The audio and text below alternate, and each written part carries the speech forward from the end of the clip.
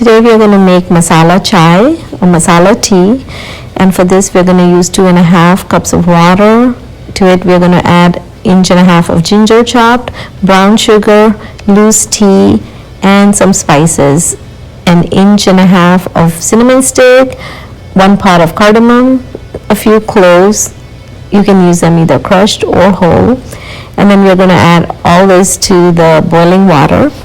I used 2 teaspoons of brown sugar, or you can use jaggery, ground jaggery. And I used 2 heaping teaspoons of loose tea that I got at the Indian store. Any loose tea is fine. And then we are going to add the spices, and we're going to give it a good boil. And if you don't have loose tea, you can always use some tea bags, and that's quite all right too. Tea bags work the same way. I just use an extra tea bag to make it stronger. So once it starts boiling, you add a cup or 1.25 cups of milk to the boiling tea. And once you see how it's bubbling, then add the milk and let it boil really well. And it comes to a good boil. You have to watch it really carefully, otherwise it tends to boil over. And I just let it boil. As you can see, it's coming to a good boil, and now I'm really watching it. And you can lower the flame once you see it coming over, otherwise you'll have a mess on your hands to clean.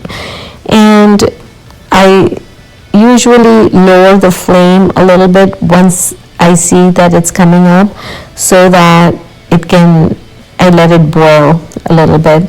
The more you let it boil, the more smooth it becomes, and it gives it this really special richness and adds all the flavor and infuses the whole tea really well. So, have patience and let it boil for about 2 minutes on a low flame. Now you can see the tea is really coming to a good boil. I have it on low flame, but then I'm going to stir it a little bit, and I don't want it to boil over. So that's it. Keep cooking. It's cooking really well, and I just keep stirring it, and then your tea is pretty much done. At this point, you're ready to serve it, or it's up to you. If you like it a little bit stronger flavor, a stronger tea, then you can go ahead and let it cook for a little bit more time. But right now the tea looks very done.